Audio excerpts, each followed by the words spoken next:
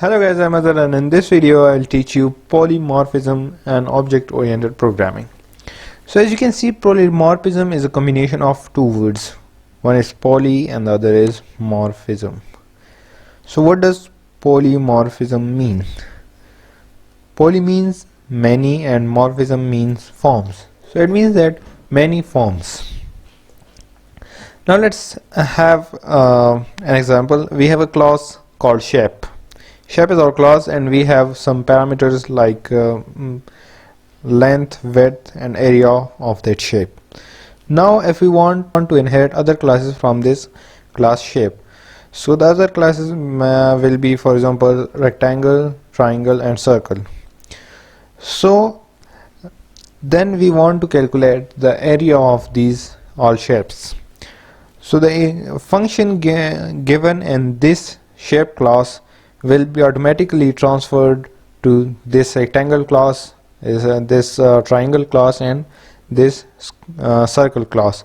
But the formula to calculate each of these figures area is different, because area of rectangle is equal to length and to width, area of triangle is equal to half base into height, and area of circle is not related to this, but for example I have taken this pi r square.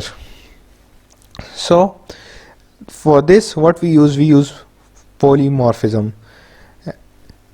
and this, for example, we have a class shape and we have a function here calculate area, and area is equal to some product. Now we have another class which is derived from this base class, that is rectangle class, and it has calculate area, and the formula of the area, which is here something else, is changed here, which is length and to width. So what does it mean? We have updated the formula here, we have updated the function here, and this is called overriding function, and then this whole process is called polymorphism. What we do in this, we have a function or a property over there in the base class, and in the derived class we change that property or function according to our needs. So this is called overriding function, and the process is called polymorphism. So now let's move into our code editor and write some code. So here in our code editor I will make a class shape,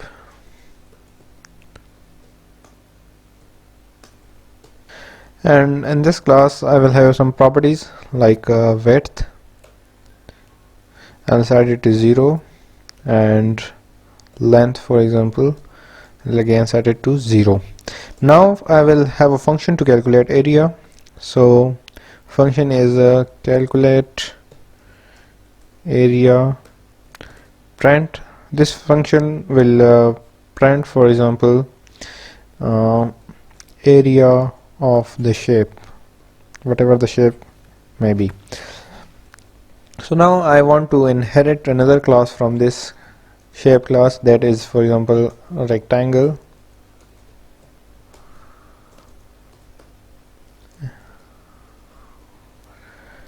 And in the rectangle class, what will I do? I will make a constructor to get the values of this width and length from the user. So I will write here width and length. I will take these properties from the user, and here I will write self dot width is equal to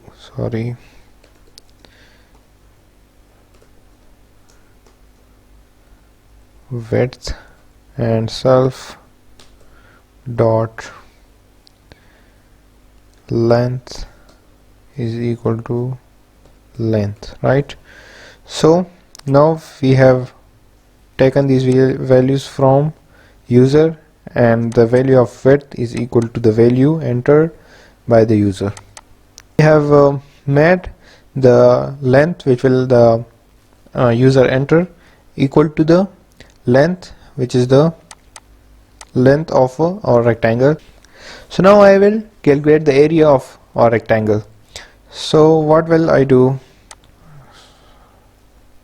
Rectangle. So what will I do?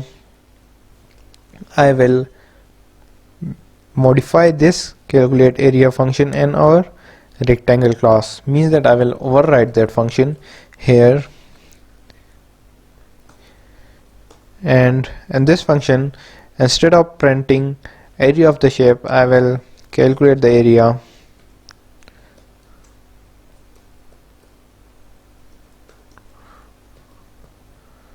length times of width. So this is our area, and it will print the area of rectangle is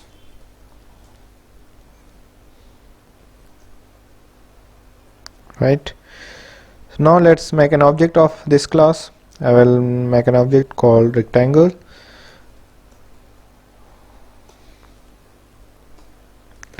and I will enter the values of width, for example 12, and the values of length, for example 4. And now what will I do? I will call this calculate area function, and let's see the output, whether it is printing this or it is printing this. So rectangle dot calculate area, let's run this. So as you can see, the area of rectangle is 48. 12 times of 4, 48. So this was the overriding of the function, and this process is called polymorphism. When we want to change a function according to our needs, so what we will use? We use polymorphism.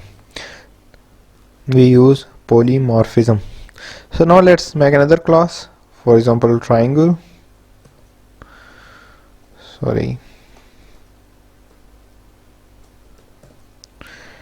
And triangle, we will inherit it from shape, and here I will do the same.